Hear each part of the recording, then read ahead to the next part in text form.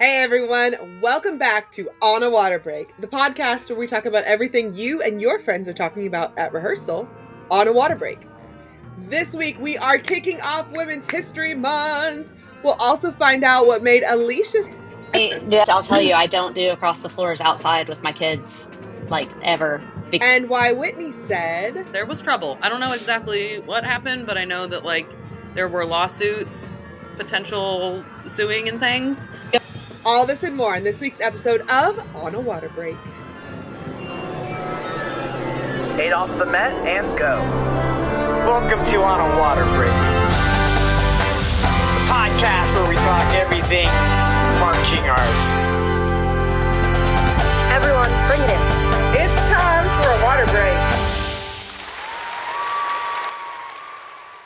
Hey everyone, it's Jackie, and this is our first episode for Women's History Month.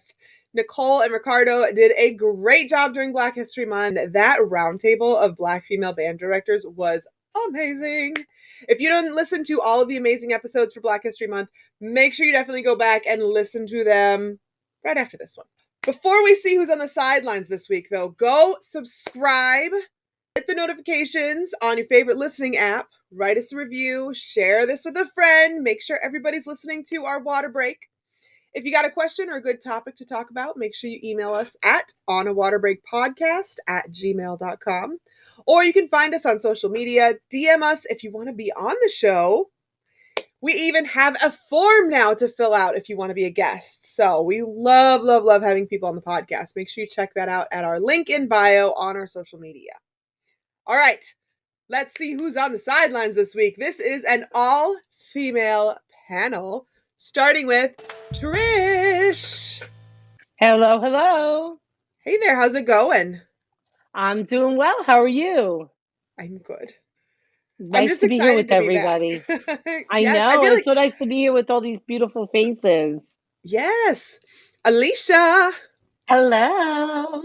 I'm so happy to be doing an episode with you, Jackie. I haven't seen you in so long. Same. It's been a while. And Whitney. Hi, guys. How's everybody doing? Good. I was just saying, It's been a long time since I've been on. Well, it's been a while since I've been on, too. And, I think it's been, twice as long since we've been on together. So this is going to be such a blast. Oh, my gosh. It feels like a little family reunion. Aww. That's for sure. So I know you are all so excited for the incredible guest who is set to inspire us all in our next segment. If you didn't already know, her name is Denise Bonfiglio. She is a pioneering force in marching arts with over 50 years of experience transforming drum corps and winterguard. From her early days with the iconic 27th Lancers to her transformative work with groups like Santa Clara Vanguard, Denise has not only redefined performance, but also mentored countless artists along the way. Now, I know, Trish, you are excited and you have all your questions ready to go. And Alicia, yeah, I love talking to Denise. She's such a sweetheart. And now that we have all of our regular hosts, we want to welcome our guest clinician for this week. So some of you may know her from TikTok as @Supermama, and she is taking her group to Dayton for the first time. Woohoo! Please welcome Christy Hebert.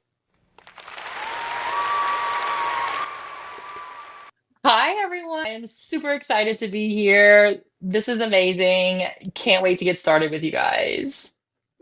Okay, so I know we follow each other on TikTok. Just side Yes, we note do. For all of our listeners out there. So I know you've listened to some of the podcasts before. Are you ready for your 32 count life story?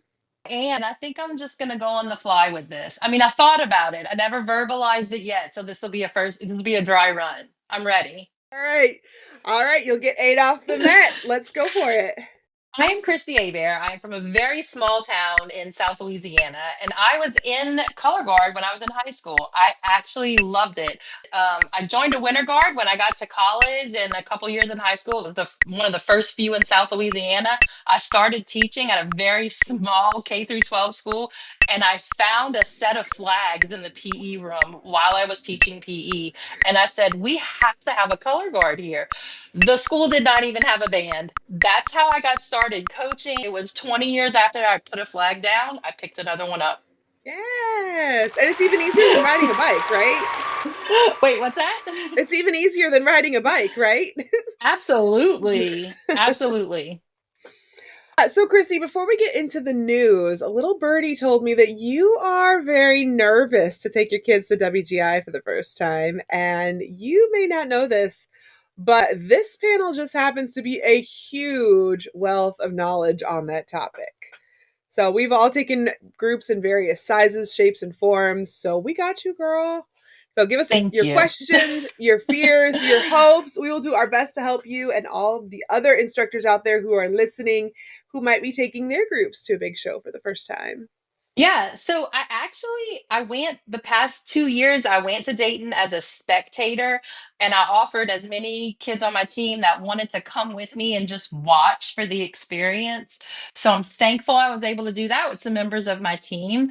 However, stepping on the mat to compete is a whole different ball game. And we're not new to competing, but we are definitely new to WGI, and it is very scary. As a director, I feel a little bit like an imposter sometimes because I don't really know. The rules are a little bit different than our local circuit, and I'm learning as I go. But my ultimate goal is just to make sure I'm giving them every advantage possible because I don't want any of my inefficiency or lack of knowledge to be any reason why they're not successful. So as an instructor, that's hard. And then in my area, I mean, we're down in South Louisiana and there's not a whole lot of world class. I mean, I do have a lot of friends that I can reach out to, thankfully, but we're trying our best. We are trying our best, that is for sure. What school are you at, Christy? So the school is Homa Christian. It's a pre-K through 12th grade school. And we've had guard for about 10 years there. Like I said, we started guard before we even had a band, which was really easy to convince administration because the vice principal's daughter was interested. So she was like, sure, let's add another extracurricular activity. We didn't even have a football team. We were just spinning flags. So it's really great that they allowed that opportunity at school. We have been through elementary teams, cadet teams, varsity, JV. We've done it all because we're so small. Everybody wants to be involved at our school, which is a good thing. And it's really good if you can get those kids in third, fourth, and fifth grade interested in flags before they have time to try out for cheer or, something else that could pull them away from this. So I've been really lucky in that respect that we do get our girls really early, which is great. What regionals are you taking them to this season? So we went to Gulfport last weekend or 2 weeks. Yeah, last weekend. It was a disaster, believe it or not. So, oh, really? Yeah. Not only did we get a 2-point penalty on time for a massive prop that is obnoxious. That was all my idea, so I take the blame on that one. Not only did we get the 2-point penalty, we damaged the floor of the gym with our prop because it was so huge. My gosh. And we didn't make finals either. So it was like a series of unfortunate events, but it was actually our first WGI regional experience. So we're still standing, we're laughing, we're smiling. It's fine. We're going to be fine. We got it out of the way. Can I offer a piece of advice in light of that? Absolutely. Yes. The first time I took kids to Dayton, accidentally built Dayton up to be a very big thing. You know what I mean? And I think at the end of the day that we went out in Nutter Center and my kids lost their minds. It was one of the worst runs we had had the entire season because suddenly they were so nervous. And I think in retrospect, I really wish I had downplayed it and let them go and chill because they were so strong and we could have done much better. I think because that regional experience was so stressful, I imagine the kids going into Dayton like Like, you know what I mean? So I would definitely you've got to be as cool as a cucumber. You know what I mean? And just really chill for their sake. Right. And I think I'm probably one of the most laid back people ever. I'm like, my famous words are, it is what it is. Like, it is what it is. Whatever it's going to happen, it's going to happen. We do have one more regional. We're going to go to San Antonio in a couple weeks. It will be the first time. I mean, we've never been, obviously. There's a lot of groups outside of our state because we're in Louisiana.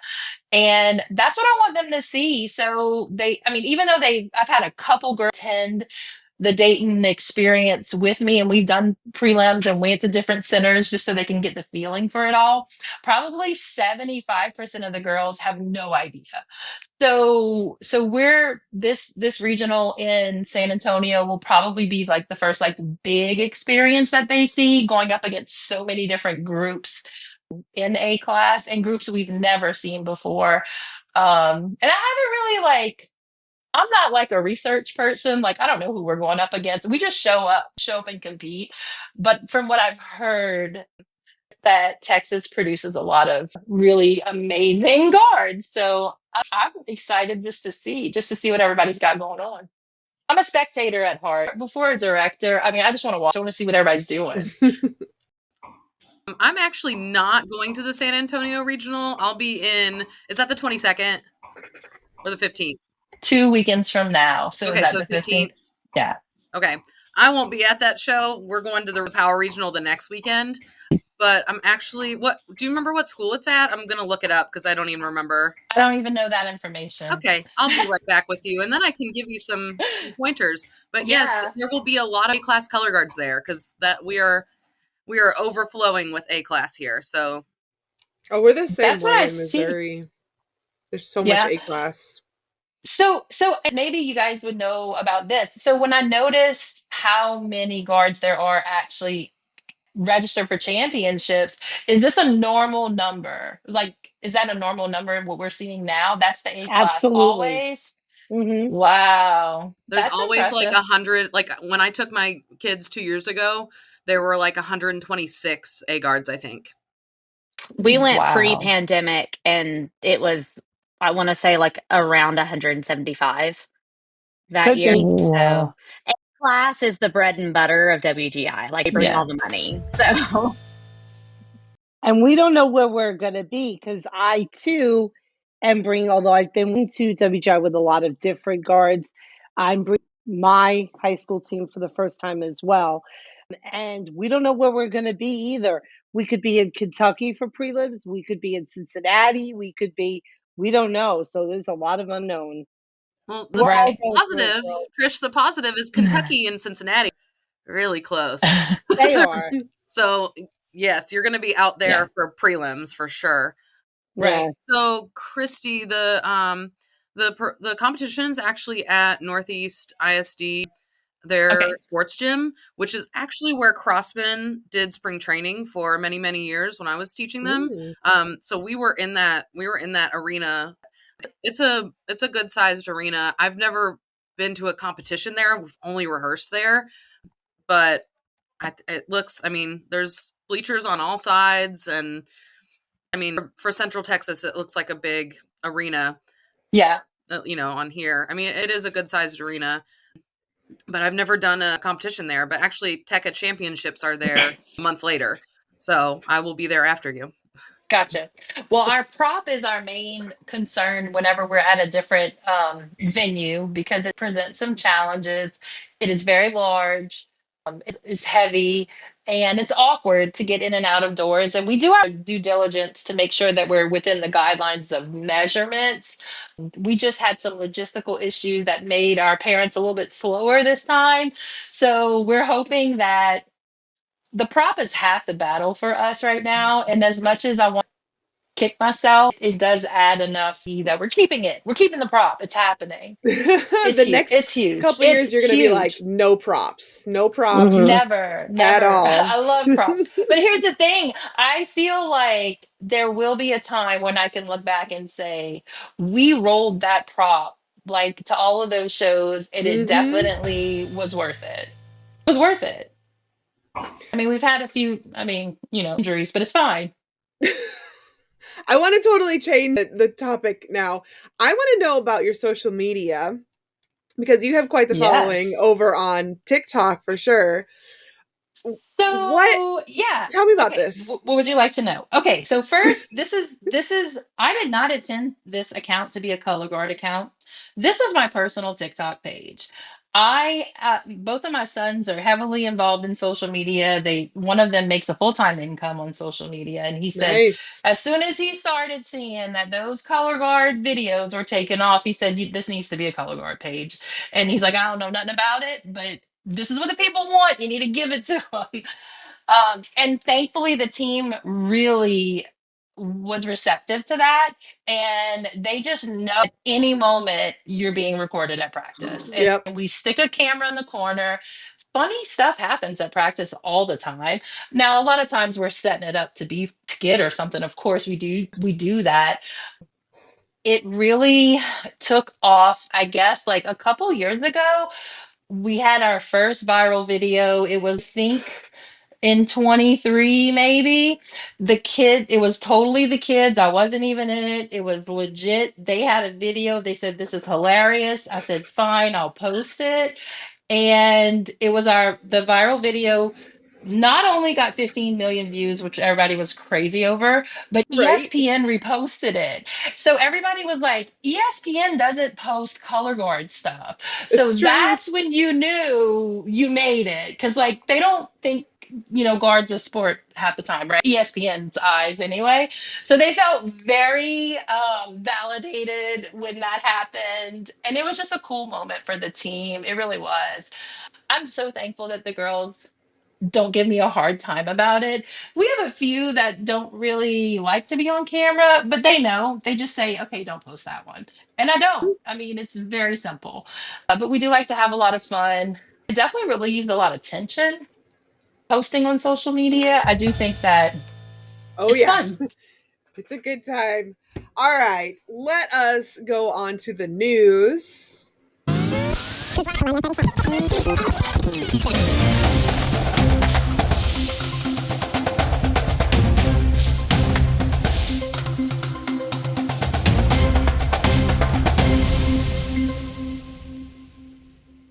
All right, Alicia, I believe you are kicking us off. So, Randall Standridge, a well-known music composer, making waves on social media this week in a positive way, though.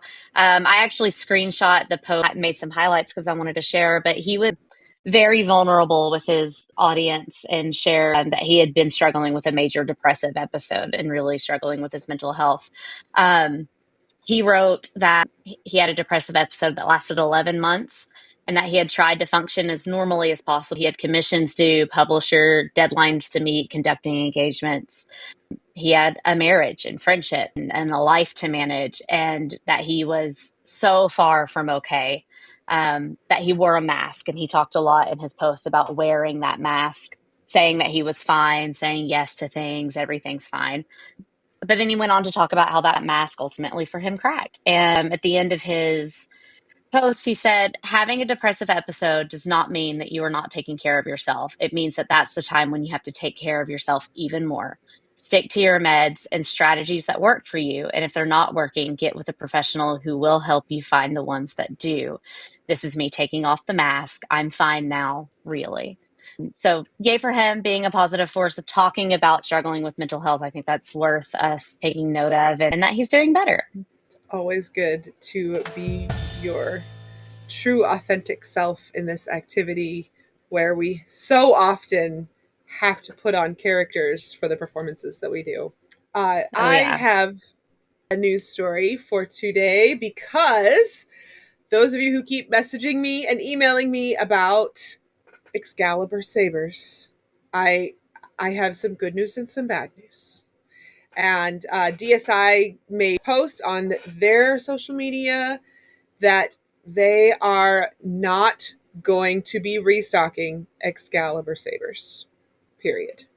And I know everyone's like, Oh, yeah, because Excaliburs have been around for a hot minute, and that's what I spun when I marched drum corps, and so they've been around for a while. But basically, the reason is because they are creating a new model of saber, and it's just been a much longer process than they were hoping it would be. So they are just letting everybody know the current plan is to have a limited production run ready to go by this summer of this new saber, which has not yet been announced what the name is. So we'll see what's coming. Anyway, follow DSI. They'll keep you guys updated on everything. Christy, this is your first time, and we're already throwing you in with a news story. So, hey. That's true. And I think that there should be a contest to name that new saber, and whoever wins the naming rights gets one for free. So that's my Tag that. them Wouldn't that on be TikTok. cool? Post that and tag Post them. that on your TikTok. Yeah. I think that's a great idea. Kids are creative. I mean, we're creative too. All right, so I'm going to talk about March 4th on March 4th.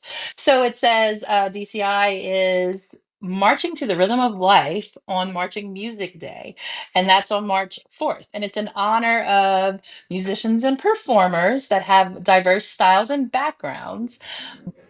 And it basically just tells you how the beat of a drum started with the military, how this has the beats go back to training in the battlefield, and then it was brought to a football stadium and then on Broadway, and how it's evolved and developed over the years, and that the military roots of drum corps has evolved into an art. And that's really what the article's about. How do you observe March 4th? And it says to support your local marching music groups by attending their performances, supporting their competitions, contributing to their musicians, whether it's through a school, a veterans group, or independent ensemble. No matter how you support, they will appreciate you. And they do suggest using 2 hashtags as you do this. And one of them is hashtag March 4th, spelled out, and also hashtag Marching Music Day. And that's it. And it's on March 4th, so it's easy. Perfect. Yes. All right, Trish. Got Okay, some everybody. good dish for us. Yes. Okay, everybody, save the date.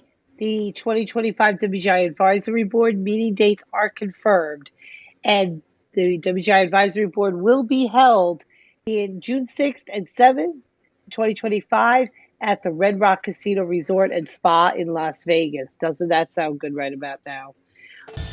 And it's just really important because, they discuss and develop the philosophical and competitive operations of WGI, as well as serve groups that participate in our events. That's a quote from Ron Nankervis. And also, those of you who think that it's just for the world class, there is an open caucus on Friday afternoon. That's open to everyone. So, if you've been needing a vacation and you want to head to Vegas for a few days and you want to get some work done as well, this sounds like it's for you. That's like one of the best places to go to get work done, honestly. Can you imagine Vegas in June, though? Yeah. I'm an indoor Be baby less for crowded. a reason. I think it's time for everybody to get very excited because Alicia and Trish are on the sidelines with the one and only Denise Bonfiglio. You guys don't miss it.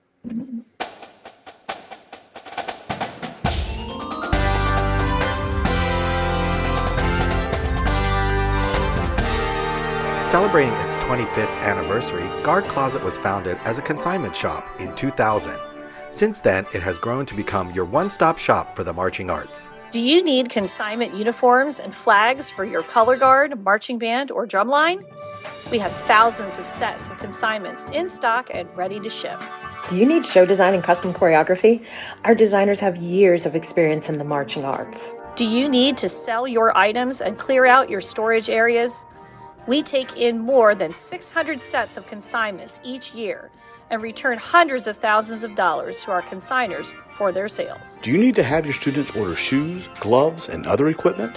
We can set up a microsite for easy student ordering of a wide variety of items. Do you need custom costumes or flags?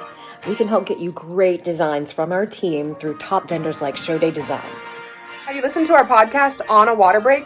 Weekly episodes and bonus content keep you entertained and informed with what's going on in the marching arts.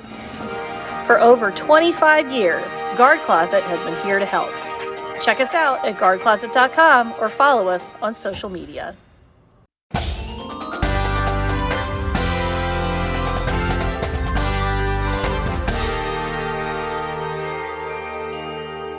And we are back, everybody. Put down your equipment, get out your notepads, because we are about to get a huge lesson about this activity. Trish, why don't you tell us who you have on the sideline?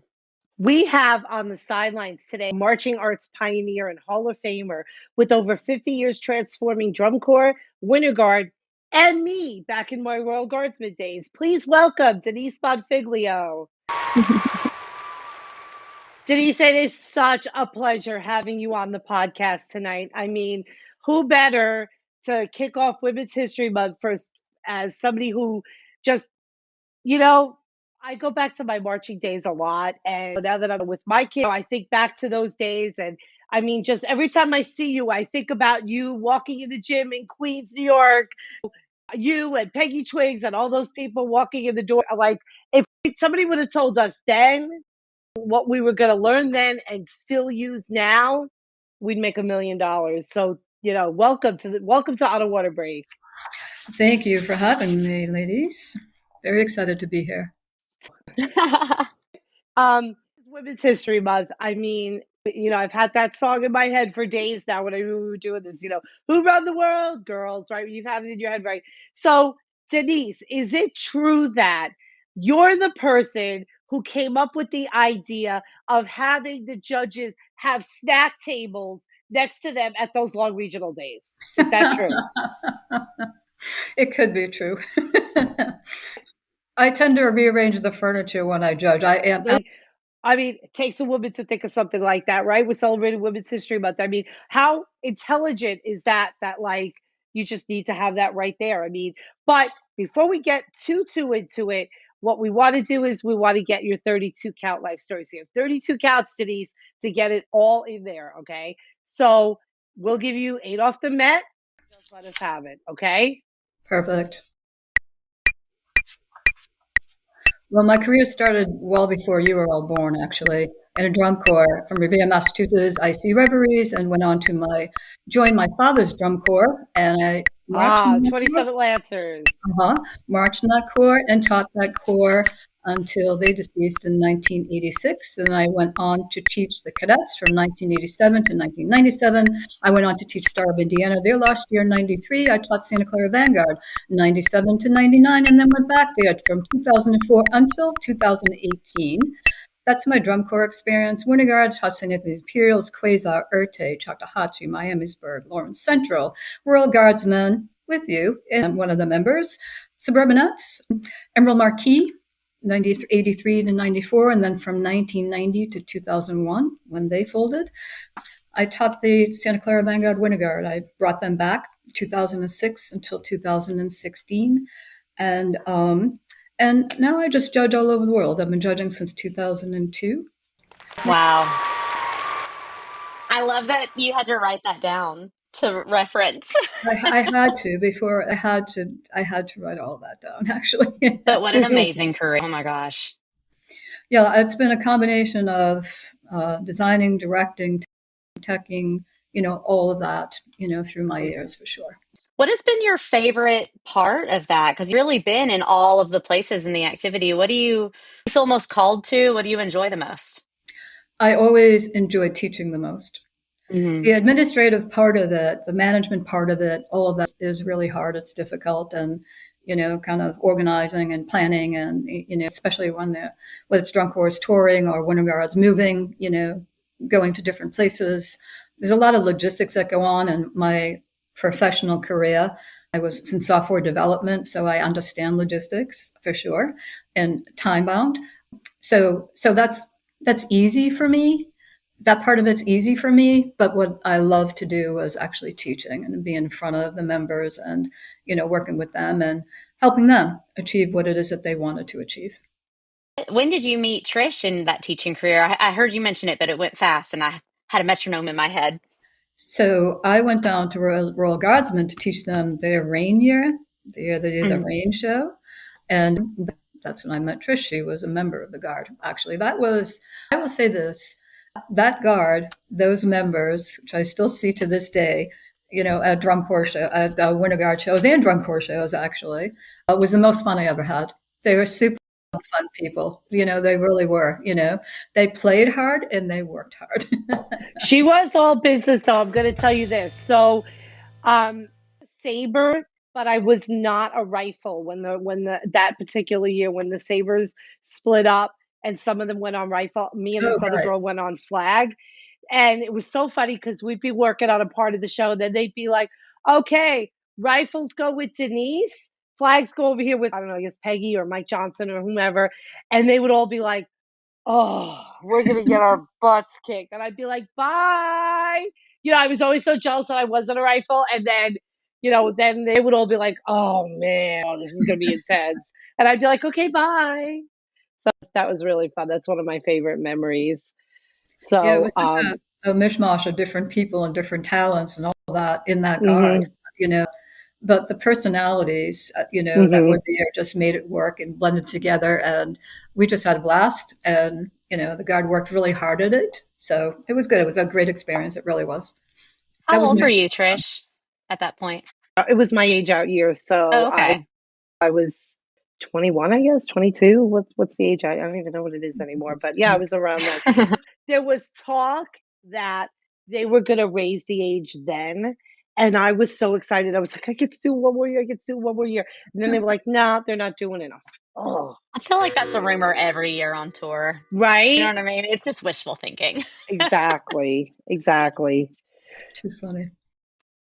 Denise, we've not, had a chance to really meet personally. I've admired your career for a very long time. And I always feel like this activity, it's all about who you know, right? And we all have those mentors that help us get to that next step. Who were your major influences when you were building your career and going down these different paths? It was more the people I was working with, So I know that you guys had spoken with Ann Fields back in the day. She taught me way back in the day, And, Stephen Kovitz, who's passed, also taught me way back during the day. These were influences in the Boston area, that were truly teaching us to spin and teaching us to move and all that. But having the opportunity to work with Peggy and I grew up together, literally grew up together. She lived up the top of the hill from where I was. Aww. And she was actually the one that taught me how to spin rifle. Peggy was once upon a time a rifle at the beginning of her career. And then she hated the fact that anyone that was left over that didn't want to be rifle, they'd throw on the flag line, and she hated that. So she was determined to change that whole myth around, which she did. So, but her and I, we learned together. We learned, George Zingali, we all grew up together. Mark Sylvester, we all grew up together, and we all kind of learned from one another. And we took the best parts of what we learned from others and made them better. And the worst parts made us better. The screeching and the hollering that happened back in the day, I know I never wanted to teach like that because I hated being treated like that. So I've found in this activity that you tend to learn more from bad teaching habits as opposed to good teaching habits. You forget about them. You forget about how good it was or how you got so good. Anyway, so that's just some of my past. I've worked a million years with John Vandekoff and Jim Moore and Greg Lagola, April Gilligan Martinez, all those folks. I've worked with so many different writers, choreographers, Adam Sage. I mean, the list just goes on. And I've learned from every single one of them. And I loved the challenge of being able to take their vision of what they choreographed and then blend that to all the people I was teaching, the members I had in front of me, to make them look like one.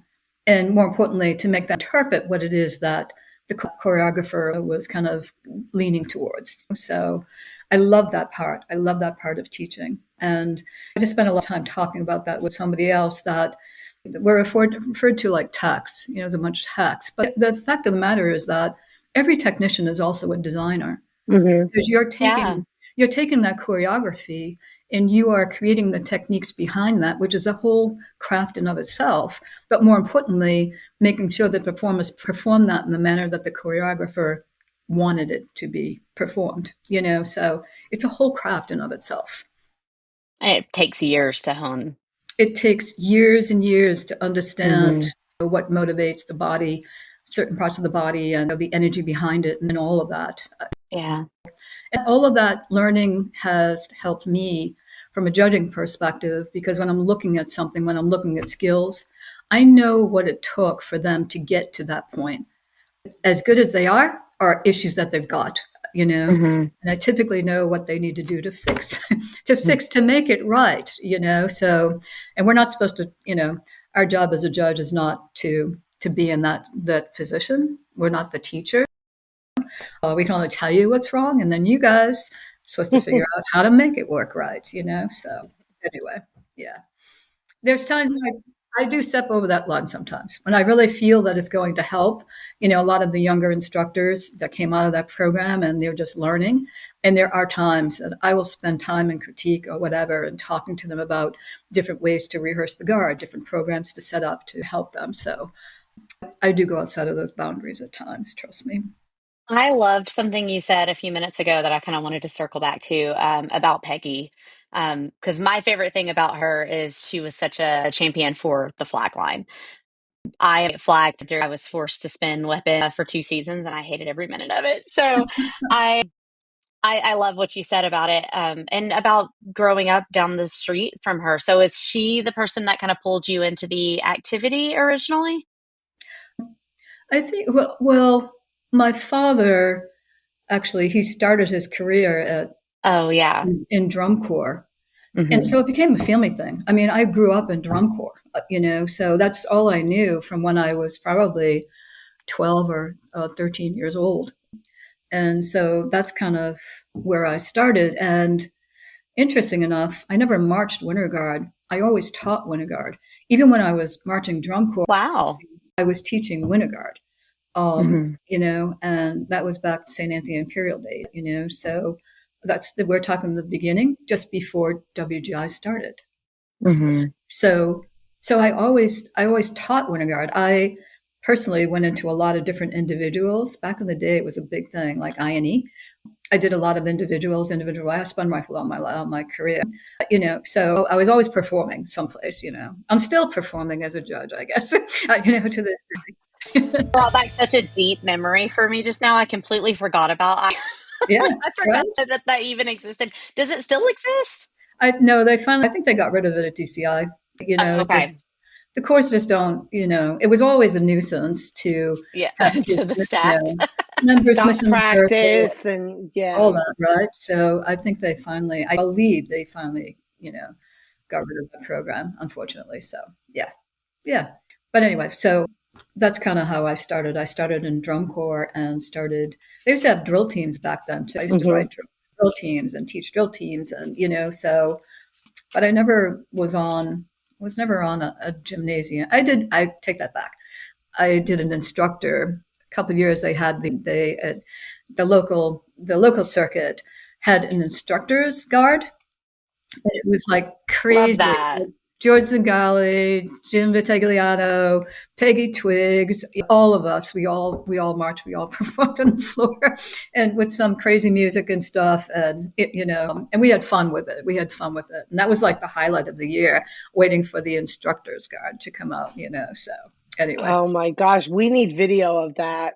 I don't know if there is any back then, but it's hilarious. I want my circuit to do that so bad. Yeah, that would be fun. I mean, the kids go wild for it because now here they are, all their instructors are now on the floor, and they get to yell at them for dropping a rifle or dropping a flag or whatever, So yeah, it's hysterical. Yeah. Mm-hmm. So talk to us a little bit about breaking into the judging community. I mean, as a woman who had all this wealth of knowledge and experience, were there any challenges?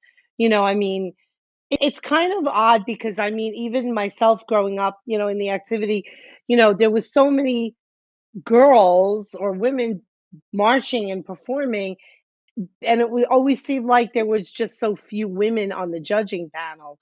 Did you face any struggles with that, or was it pretty seamless? Or well, back, I guess, when I was teaching Emerald Marquis, I was on an instructors panel, that WGI had. WGI had this group of people that were part judges, part instructors, and it was all under Shirley Whitcomb, tutelage, that we were writing the WGI philosophy. We were writing the judges system. Or rewriting it from originally what it was. And I was a part of that, and I worked hand in hand with Shirley. Every word that was in that book, her and I labored over that. And so while I was still teaching, I was writing and defining, what the adjudication system was all about. And I did that for, close to 10 years with her, working with her.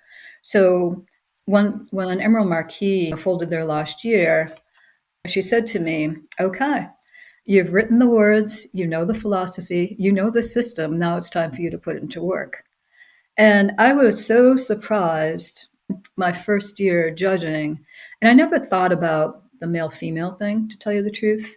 I knew that there weren't a lot of women on the judging panels at that time. I never really thought about that. I just wanted to make sure that I could now take this philosophy and interpret it the way it should be interpreted. And that's the biggest issue that, newer judges have, is that we all know the language of teaching, right? When we're cleaning something, when we're working something, we're designing something, we understand what that language is. But now taking that language and putting it into, the judging system. So it's the implementation of it that makes it either a success or a failure for every person that's actually judging, And I was surprised by all of that, how much more difficult it was to be able to communicate, knowing I know what I saw, but now being able to talk about how I saw that as it relates to vocabulary, excellence, composition, repertoire, all that stuff. So that was a challenge. And it was interesting that it's still taking a while, to get more women involved in judging. There are definitely more than there ever has been, which is fantastic, And in fact, to tell you the truth, I think it was maybe 2 years ago. It was the first time there was an all-female panel downstairs in IA in both movement and equipment. So, how old is WGI, right? We're talking 40 whatever years, It took that long. It took that long to get 4 women down there, on those captions downstairs, so. That's amazing. Yeah, it was exciting. Just finally, so anyway. And I just think that we're better with numbers. I don't know. We're all, women are just, we're more tactical in nature and, all of that. I'm only joking, but anyway. But I immediately thought of the song earlier, the Girls Who Run the World. That's correct. Yep. We could. Denise, one of the reasons I was very excited to be part of this panel and to chat with you is because I wanted to ask a question of you. Have judged in the fall for about 10 years now. And, I judge every year. But this weekend, I'm going to be trial judging in winter for the very first time. I'm very, very excited. I'm spending half of the day doing movement and half of the day in design analysis, which are really the captions I feel the strongest about. So as a seasoned judge to a brand new judge, do you have any advice for me? I do, actually, because more recently, in the past few years, I judge equipment. And I've also been judging design analysis. And the synergy there is that they're both analytical captions. So that's the synergy. But my greatest challenge is coming down, when you're downstairs on equipment, you're very skill-based, right? When you come upstairs, it's not about the skills. It's about how those skills are composed through the design. And it's still to this day, I want to talk about the skills of what they're doing, as opposed to talking about how, the reasons why they were written, whether they're musical, all those things, so from a composition perspective. So that's the area that I still, and in fact, I spent most of my day today just going over design analysis and, because I've been judging equipment for so many years, that DA caption, there's a lot of comparisons, like points of comparisons on the back of that sheet that you really need to know them in order to be successful in judging that caption. So just remember to stay big picture, upstairs, and stop talking, because we talk downstairs, because we're looking at skills, like every muscle that moves. we're looking at that, and then we eventually talk about that. Whereas upstairs, it's a whole different perspective, where you need to sit back and take it in, let it absorb a little bit, and then talk about, what's great about it or not so great, or where they have opportunities to, to further develop. Cool. Thank you. Thank you. I hope that helps. Yeah, it does. It actually, absolutely. Good. Good. Trish, do you judge? I don't, and people have been telling me for years should. I'm just not ready to give up the other side of it yet. I know. That's the hard part. It is. That's the hard part. Yeah. It is. And WGI made some rules this year that if you teach, you can't judge. Yeah. Yeah. And so some of those judges that were impacted by that, they are doing some of the regionals, but they're not allowed to judge WGI, which I think that I am hopeful that rule will change, because I think it's important that judges stay involved in this activity to see what's going on and to kind of be a part of that and learn from that, because we learn from that independent world class. That world class is supposed to be, basically all their virtuosic, and they're setting standards for this activity. And there's creativity that's happening there, so that's the class that we kind of learn from. And I think it's important that, as a judge, that we're connected to that, we get to experience that at some, at times. And to see how the kids have changed too. Oh, yes. Kids have changed so much. Like, a couple of weeks ago, I had a kid who was really, really sick, and my designer's like, should I come to the show? I said, I can't do that. I can't put her out there. Like, I can't do that. Where, when we were kids, we were out there sick, tired. We were out there hurt.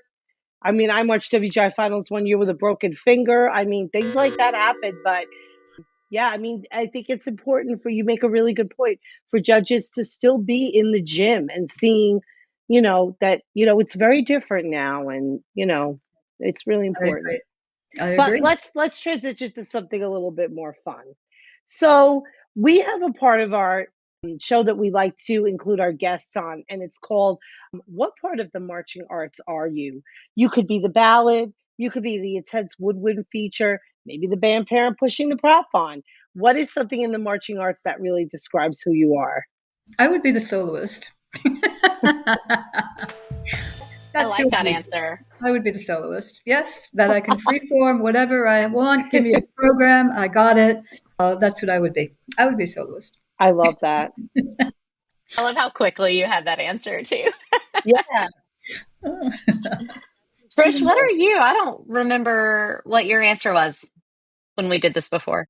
Oh, it's so hard, because I would say pretty ballad with the sabers, because I love sabers, but I know people think that I'm like such a big mouth and like such a loud mouth, and they probably would say I'm like, the opener, or the last 16 counts of the closer or something like that. But the screaming trumpet in the closer, right? Perfect.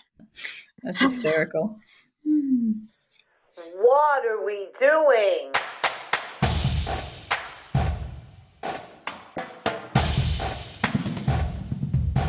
What are we doing? So, the What Are We Doing segment. Who wants to go first? Do you guys have a What Are We Doing this week? I do have a What Are We Doing? What are we doing? Having to tell people that what are we doing that the announcer has to tell people to sit down at a WGI regional and not walk around during somebody's performance? I watched Indy last weekend, and I know that was a little bit tricky of a setup at Warren Central, because it does look like there's a track around the top. But people were literally walking during, and then I even said it here, I even posted a status, will the person walking around during Lafayette show please sit down?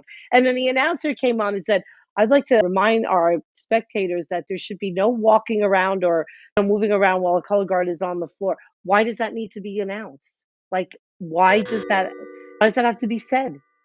Just do it. Yeah. Just like, it should not have to be said. It's a pandemic. It's a pandemic. I went to a Broadway performance, and it's same stuff is happening, and I don't want to blame the literal pandemic and use that as scapegoat, but somehow society lost so much etiquette during that time. And and that performance etiquette is gone, and it still drives me crazy. Denise, what about you? Do you have a what are we What are we doing? doing when, you're judging a show and a guard doesn't show up and then the whole show stops? Like we have, because they won't let the next guard go on, until their time has come or whatever, even though they're standing there waiting, right? Yeah. So that's disturbing. And every regional has somebody that pulls out, and then here we are. We're hanging, we're waiting, all that stuff. And everyone's getting antsy and all that. So anyway, what are we doing with that? We should fill that time with a dance break. Yeah, something, right? Yeah, lighten up the place a little bit, or, I agree. Denise, the gush and go section. This is your time to brag or tell us about something awesome going on right now. Do you have a gush and go? I mean, we're in the midst of the WGI regional season, but I do have a wish. I do wish to someday take a picture of a whole female panel upstairs judging effect and design analysis, ladies.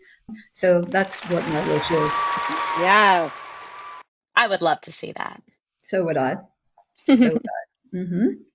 Well, Denise, I know Trish will probably want to say the same thing, but thank you so much for joining us. You are an inspiration in the activity. And all I've been thinking this whole time is I hope the younger people in the activity listen to this segment and hear you talk about what a rich history WGI has, but it's so short. And, even for me listening to you talk, I'm like, you taught people that taught me.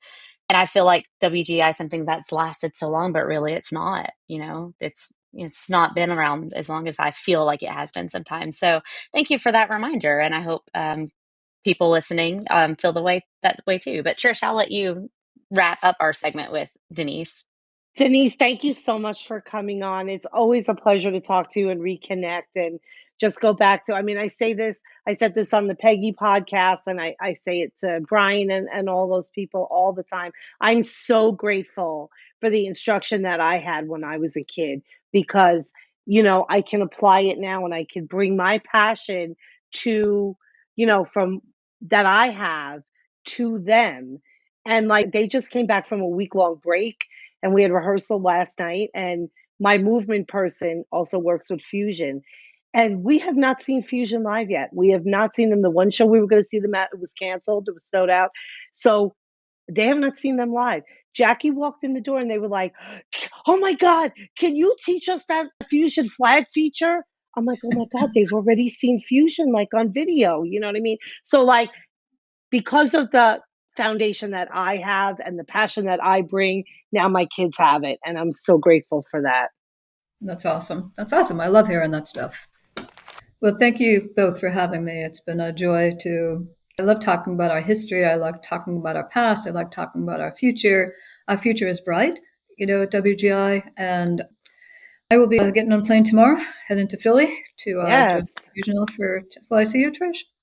Maybe Sunday. I have a show Saturday. All right. Well, I'll be sure to say hello for sure. Alicia, it was great to meet you.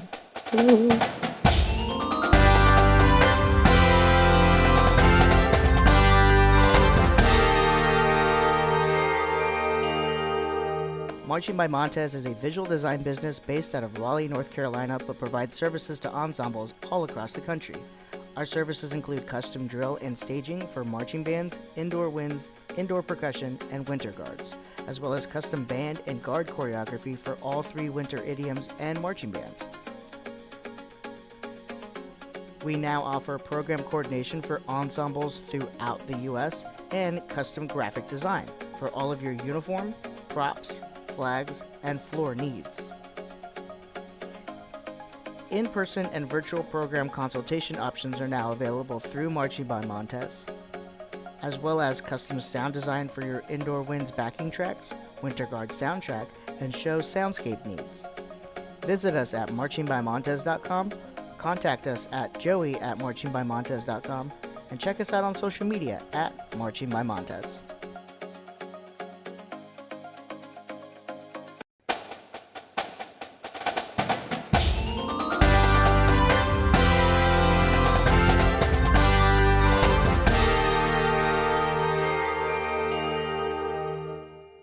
Hey everyone, we are back. Trish and Alicia, let's talk about that Denise interview.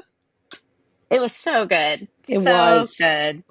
Just, I'm forever shocked at how vast WGI history is, but how short it is.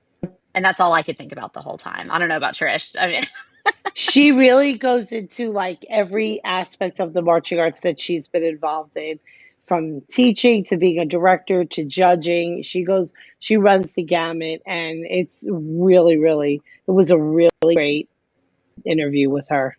yeah, we need to get her back on at some point and get For more sure. specific with some of her topics because we could learn a lot from her. Oh, I know. I love talking to her. It just makes such a perspective on the whole activity and everything that we've done.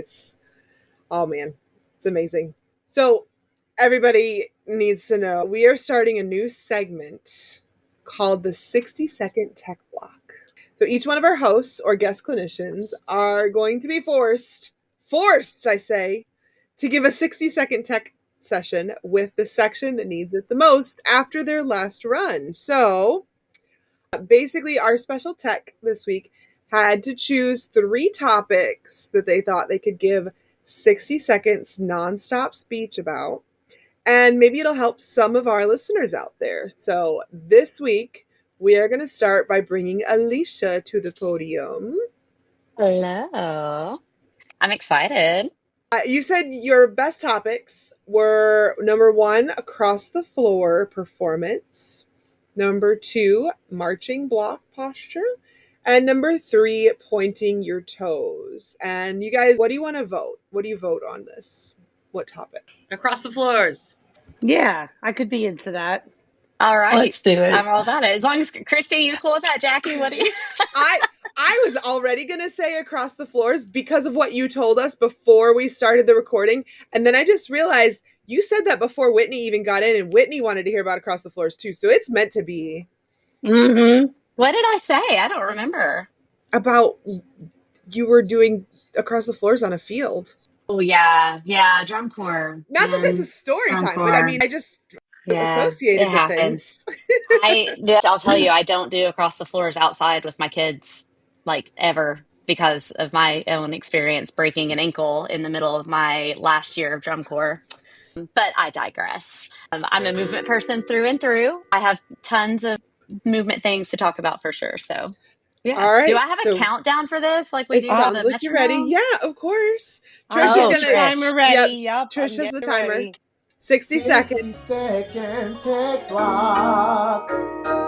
Cute. Was that Ricardo? 60 seconds. Yeah. 60-second tech block. So, across the floors, you have to use them as a time not just to teach technique and connecting dots and lines. We've got to use that to train and teach performance, right? And lifting up in posture. And in the dance world, you don't go across the floor. You go corner to corner so you can see yourself in the mirror. The way I translate that background into my across the floor block is when we're moving across the floor, I'm always asking the kids, where are the judges? And at all times, we're turning our heads to our judges. So if we're moving sideways across the band room, our judges are going to be up right at the top of the gym. So we're tilting everything this way. And I joke about like, show off your highlighter or what kind of blush do you have on? Let us see that. 20 seconds. So that the entire time we're doing across the floors, no matter what technique we are doing, we are focused on finding those judges, lifting up, being available, and performing, and it will translate to your floor always. Girl, you made it. Ooh, yes. That was pretty good. What do you guys? Yeah. Way to go. What do you guys think? I do the same. Great minds. We're on the same wavelength there. There's so much to learn in across the floor time. Yeah. You do flag or weapon across the floors? Never weapon. I use flag across the floor though, for sure. I'm too scared of weapon, like personally scared of weapon. So this is a really interesting thing for me to share, but I'm going to do it. So I have zero dance experience. I don't even know what the terms that people use on my movement tapes. So I hire someone to do all of my movement, all of it, even to hire somebody to do my across the floors, and they know that's good, but that's definitely my weakest area as an instructor, and I'm cool admitting that. And I really don't want to learn. I don't want to know. I will gladly pay someone to do all of my movement, every bit of it. Christy, I don't know anything about accounting. I pay someone to do my taxes. Like, This is I'm all about it. I yep. do think, and I will preach to everybody that I ever talk, because movement affects every caption. As long as you're reinforcing it and you're not just doing it to go through the motions. I see so many instructors that like, okay, jazz walks, because we always do jazz walks, like, and we're just going through the motions and we're not using that time to reinforce technique and performance. So I think Yeah, as long as that element's there, hey, whoever. absolutely. Well, this is the perfect time to talk about what are we doing? What are we doing?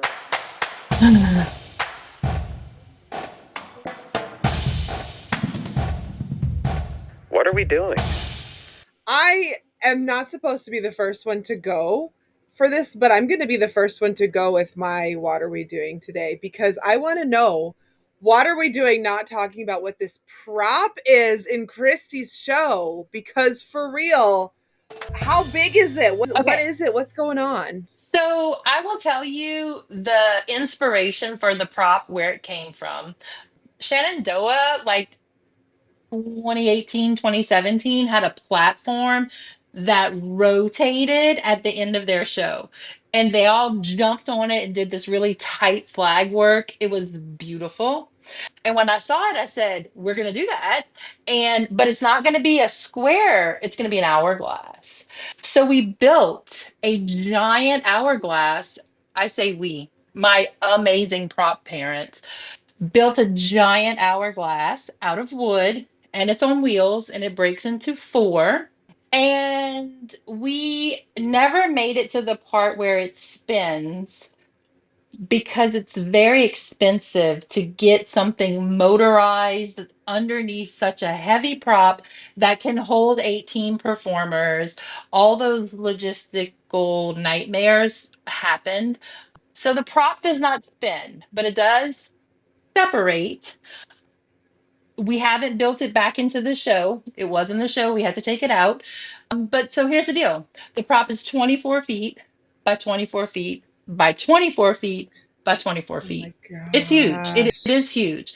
It takes 2 Massive. minutes to set up, and we have to shave that down by 30 seconds in the next 3 weeks, which is challenging. Are you getting your kids up on top of it like you'd planned? And how are Yes. you handling that with the Oh rule? yeah. So we use the prop throughout the show. We're on it and we're off of it throughout the show. And then the ending is a moment where they're all on the prop together, sharing that space super close together. So wait, It's are they all great. 24 feet in the air? Oh no. I meant like 24 by 24 by 24, like in a square. Oh. I wasn't picturing. I was like, how did Oh, they you get meant that through the up? doorway? Okay, so it's flat. I'm Girl, gonna have to tag you. I'm gonna I tag thought you in you the meant last literally like a TikTok. giant 3-story. I was My too, parents would actually. I thought they were die. like in the rafters of the gym. That would be great though. Okay, Uh, so it's less than 2 feet off. It's a platform. It's a okay. platform, like 2 feet off the ground. Okay, that makes more sense. Whew. Yes, it does. I'll tag you in the TikTok of the video of my parents putting it together at the last competition. So it's earned us a lot of time deduction. I mean, deductions on timing, but it's gonna be worth it when we figure it out and we get out of that deduction range. We'll be fine. It's beautiful though. It looks great. I'll tell you that. I just keep All in right. like we've had multiple parents have had grandparent stitches, bruised ankles. Yeah, so we just keep telling them it's amazing, it's beautiful. We love the prop. It is great. We are pro prop. Sometimes you just got to make sacrifices to make your dreams happen. Yes. There's no going back. The prop is happening. All right, Trish, what are we doing? So I was inspired by listening to Christy's stories about, her guard's first regional and stuff like that. And it took me back my Northern Valley team's very first regional, 2017 Trumbull Regional now. Again, like I had 2 guards in that show. That Northern Valley was regional. I was with the Scholastic A Guard as well. So I mean, I've been through the gamut and whatever. But so we get there. I walk in. I do the sound check. Now we competed in that Connecticut circuit a few times, so I happened to. They hired them for the regional, so I happened to know them really well. We did sound check. Everything was great. I get the kids out on the floor. I had been sick that whole weekend. I kept telling my friend, I'm never going to hear the announcer say, WGI Sport of the Arts is proud to present Northern Valley High School. I'm going to be sick. I'm not going to make it, which I did. It was all good. So we get there. I do the sound check. All that happens. We get out on the floor, and we did Crimea River by Michael Bublé. And it went dun, dun, dun, dun, dun. So I stopped it. I was like, absolutely not. I went down and stopped the show. And I said, I would have taken, like you're saying, you're taking that penalty. I would have taken a 20-point penalty that day to have those kids have a good prelims run for their first ever regional. I would not have even cared. So now I'm going through the rounds with my Scholastic A team with Milford, and Tom Beresford, the chief judge of the day, comes running and finds me in the equipment warm up. And he says to me, did you do a sound check? And I said, absolutely. He goes, okay, then you're off the hook. There's no penalty, no anything. You're good.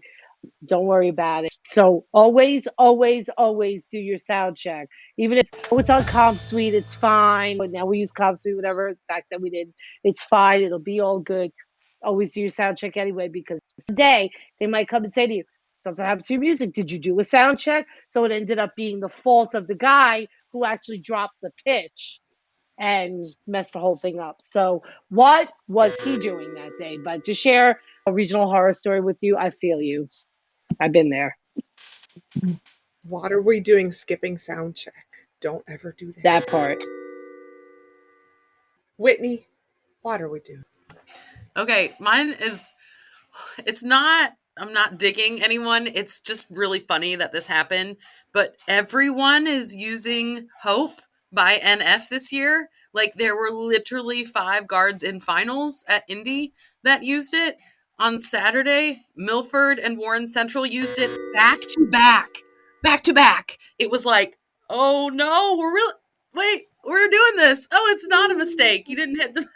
It's like, did we accidentally use the same soundtrack? Nope. Everybody's just using it. And it's so funny because I love NF, and I saw him last June in concert, and it's just funny because somehow that's the song. But like, I mean, he doesn't curse in any of his music. So, and that's why I really got into him, because I'm like, oh my God, this is rap that I can use at rehearsal around high school kids, because it doesn't really exist otherwise. And he's just really good. So it's just funny that like now everybody's using him. Everybody's using the same song. I'm like, there's so many good songs on his list, like it's hilarious. It's like this year's hide and seek, or what was it, turning tables? Last year everybody did Lizzie Borden. Last year was Lizzie Borden. This year is and the Golden Hour. That was Golden Hour was bad. Oh, kill me! I never want to hear that song again.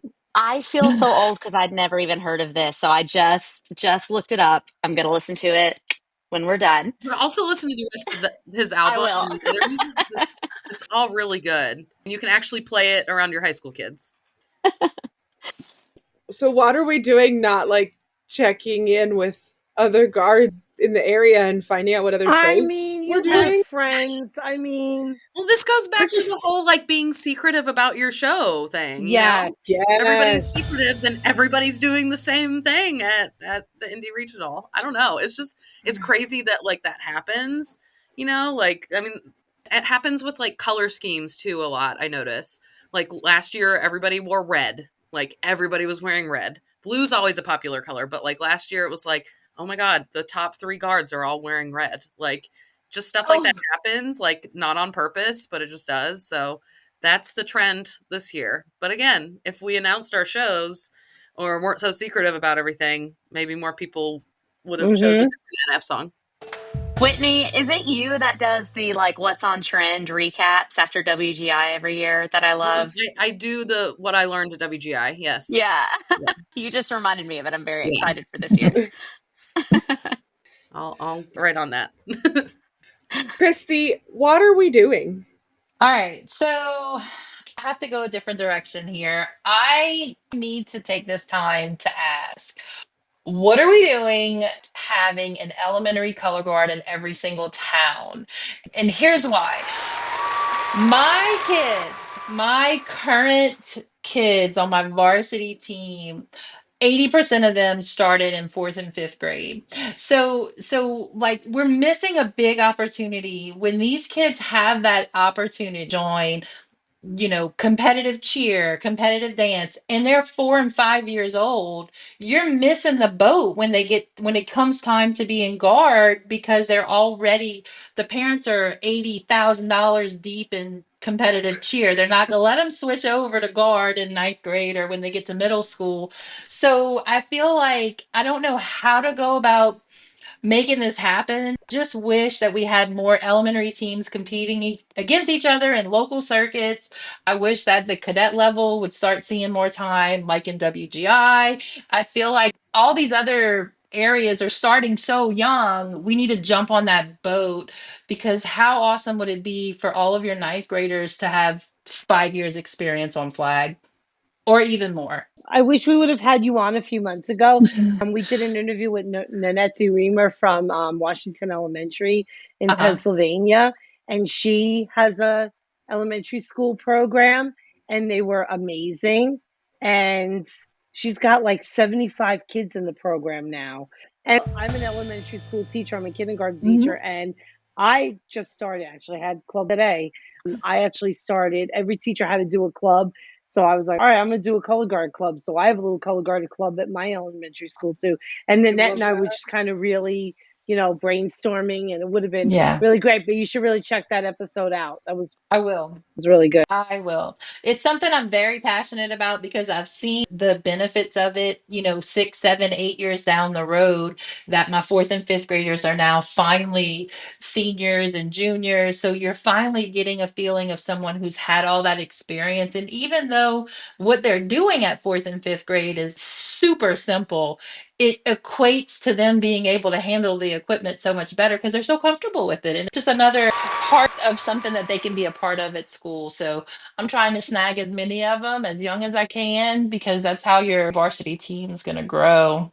And then they get into middle school and they start looking up their own moves online and experimenting, and it's great.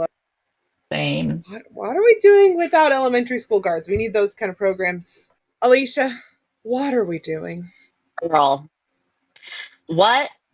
everybody, what are we doing ripping off prior world-class shows?